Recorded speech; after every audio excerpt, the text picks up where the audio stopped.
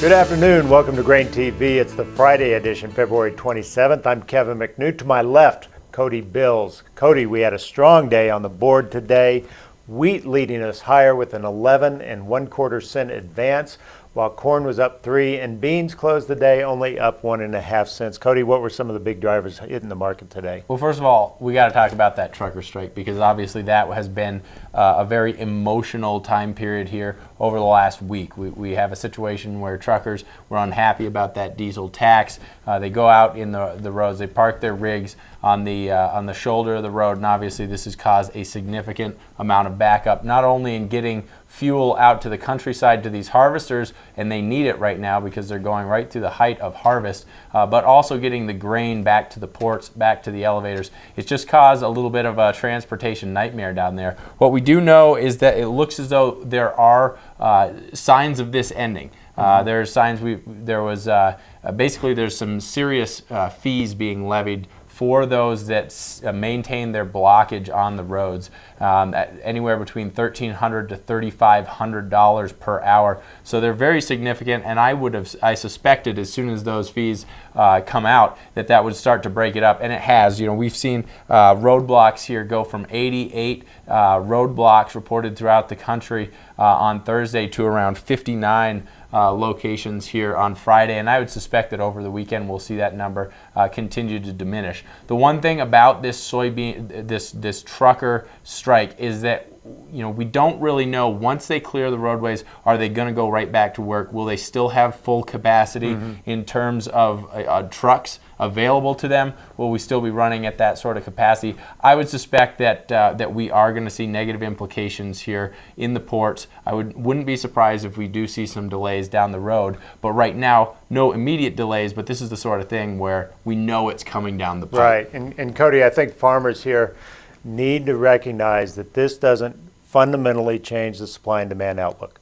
Brazil still has a large crop.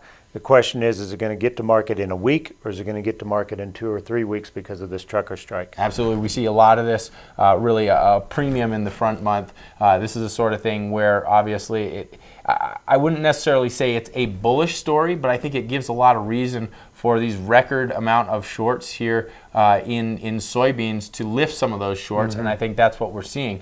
When you look at wheat, you know, we look at that story. It is you know, a very bearish story for wheat. Plenty of wheat on the global market. We continue to see ending stocks rising here in each WASDE report, but we were able to turn around today, and I don't necessarily think we bounced really because of strong, fundamentally bullish news. I think what we saw is a little bit of a combination of the fact that it's a Friday. We have first notice day today. We also had previous support that you can see was very strong. It held up yesterday.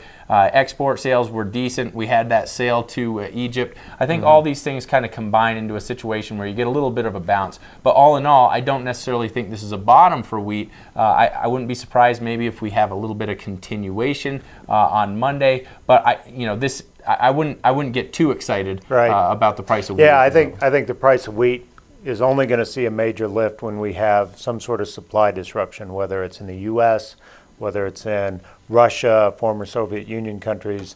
But right now, there's nothing on the horizon that suggests that's the case. Absolutely. Now, Kevin, we do talk about the cash market an awful lot on Fridays. What are we seeing here in the cash market? Have we seen any sort of major shifts, especially with this kind of volatility being introduced in the market? Well, certainly, you know, with beans up on the board in the last week, we saw relatively flat basis levels across the country for soybeans. Now, in certain sectors, especially the soy crushing plants, we actually saw some weakness for the first time in a long while.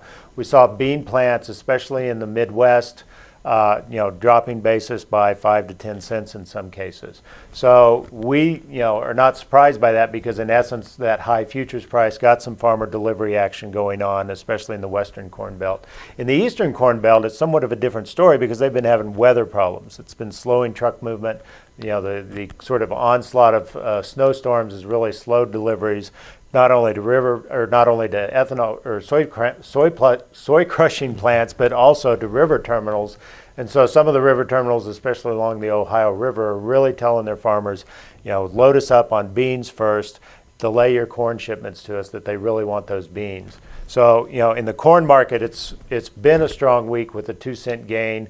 Again, we saw strength in ethanol plants. They are leading the charge higher.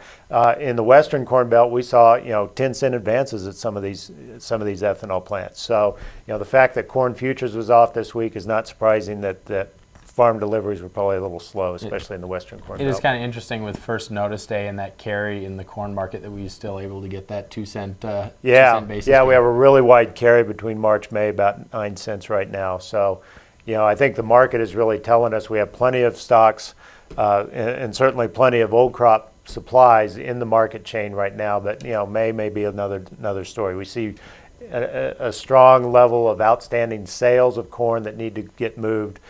So that's got to come to fruition pretty soon, and river terminals are certainly bidding up that April-May delivery. Well, thank you, Kevin. Now, if you guys have any questions about what we talked about today, give us a call. The number is 877-472-4607. And remember, if you haven't done so yet, take a demo. Take that 14-day free trial available at grainhedge.com. We'll show you not only what it's like to have the live quotes on your mobile phone, but also what it's like to be able to manage your risk there on your home computer. Thanks a lot for tuning in. We'll see you here on Monday.